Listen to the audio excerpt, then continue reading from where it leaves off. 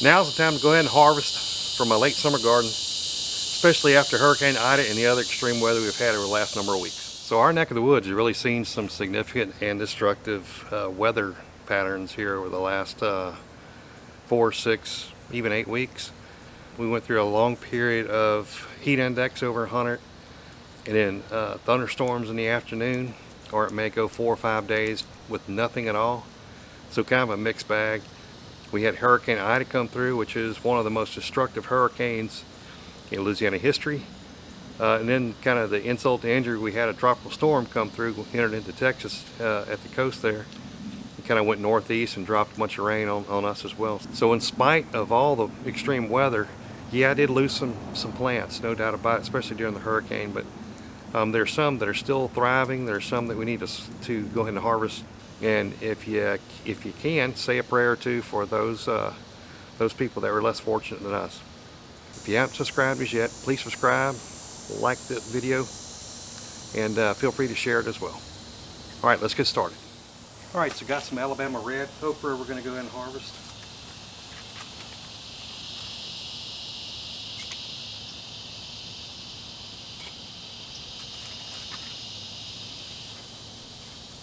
Just love how pretty flowers are on the okra plant. We got some good looking okra here. This is some Alabama red. In, I guess, mid-July, so it's been almost 2 months.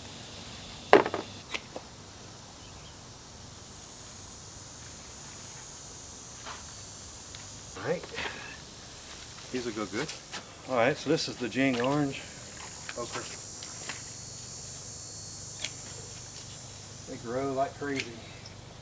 These were planted at the same time as the Alabama red, which was mid-July.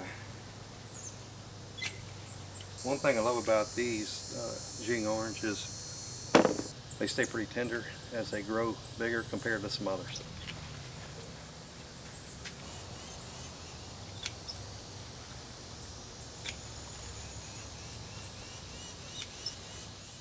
Now, although planted at the same time, there's your Alabama reds that were over there. These are your orange Jing. They grow pretty good though. Nice little collection of okra. And y'all remember this guy from, it's been 6 weeks, I don't remember, a video I did talking about aphids were on it so bad. You can see how the leaves are, how bad it was. The bottom line is you just get a hose, you spray them out. There were some mealybugs, a couple other things. You spray them off and they really don't get back on there, not near as bad. So here you got some beans in here. Let me go ahead and I pretty much have taken them all off. I was impatient instead of waiting for the video. Let me see if there's any in here. Yep, there's one here.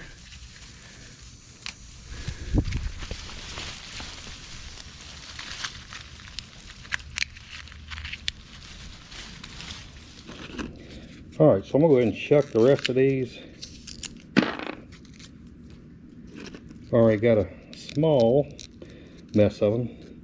I'm not gonna have enough to last for forever, but I was able to grow them. I know where I got them from. They're organic, and it's all about the journey to me.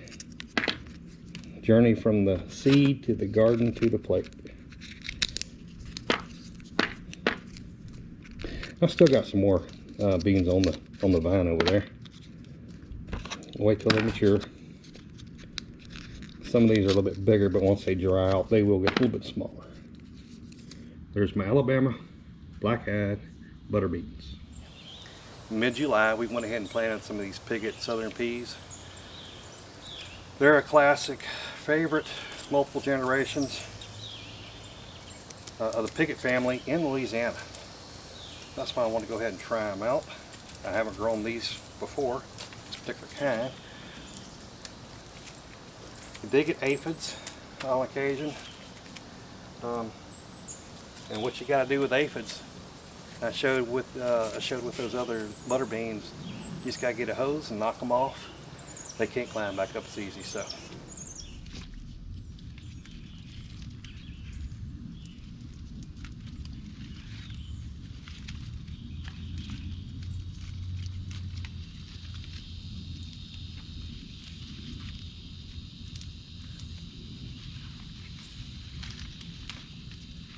And I like these just to be a dry pea. I let it dry and then I'll shell them. And I can cook them whenever I want.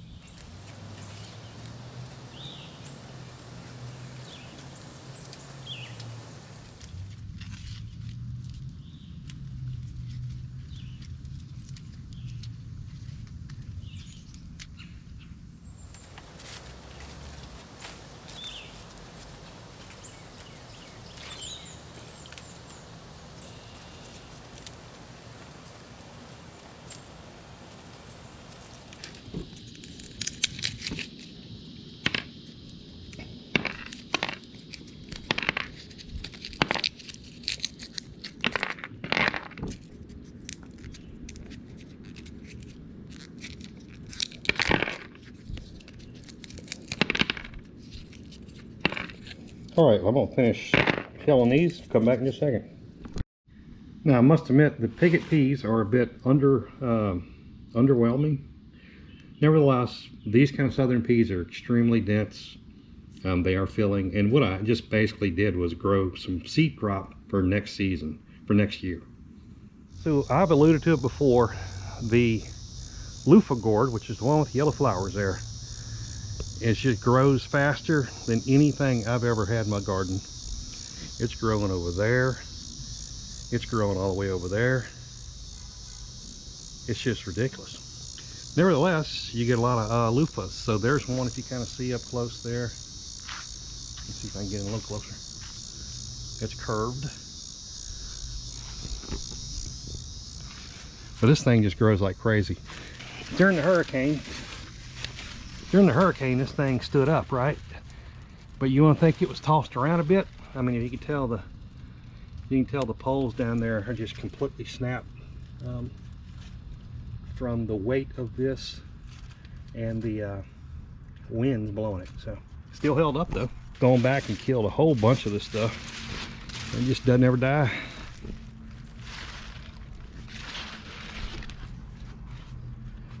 Look, here's a couple more. 3 more right here. 4 more, yeah. 3 more, sorry. All right, so what I wanted to show you right here was just it's a couple of Birdhouse Gourds. You can hear the solids in it a little bit. Still sounds a little wet. You can tell the pattern from the mold, the mildew. This is a Birdhouse Gourd. It has the elongated neck here. I mean, it's totally empty. All I gotta do is cut a hole in it, and it's be ready for a birdhouse. This is one of the Luffa Gourds right here. I haven't peeled one open yet. I'm gonna let it dry out more. This is one that I've put up in my shed. I got some chicken wire I'm hanging from the roof in the shed. I can put these in and let them dry out. So you can tell this one's drying out. Now the peppers, I've already harvested some. Matter of fact, I did some yesterday. Look how beautiful these are looking. I think these are Cubanelle. Some survived okay. Got some jalapenos growing. Got some, I think, Avarsky. There's also just some green, good old green bell peppers. Some Jimmy Nartello. Some Cayenne. It's a Cayenne. I had to prop back up. I just harvested some off of this one. That's one. There's none ripe looking. Again, some more peppers throughout here. Got some peppers in here.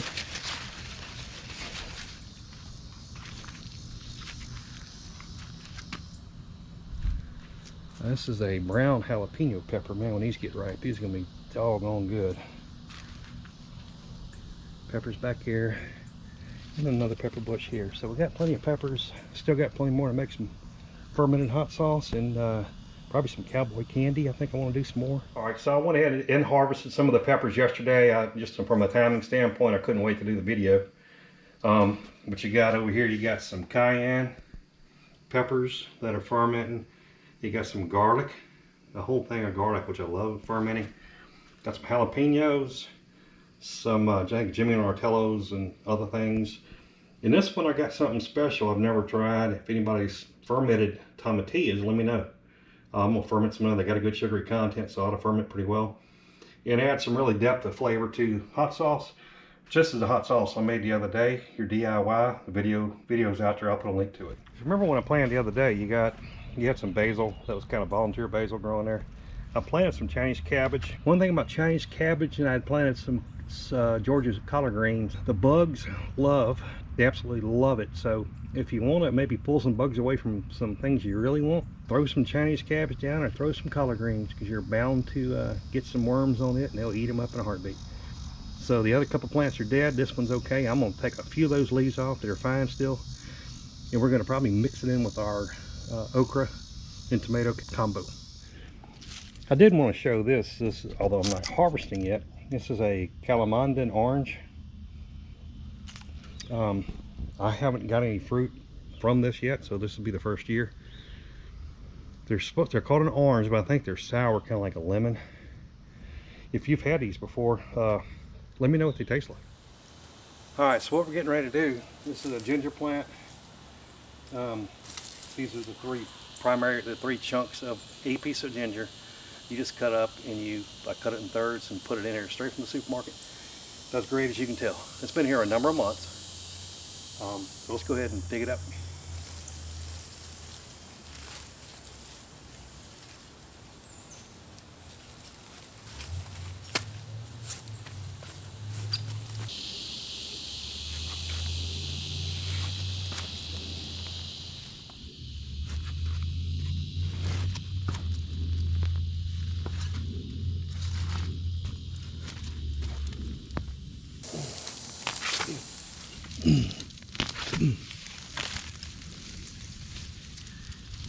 Yeah.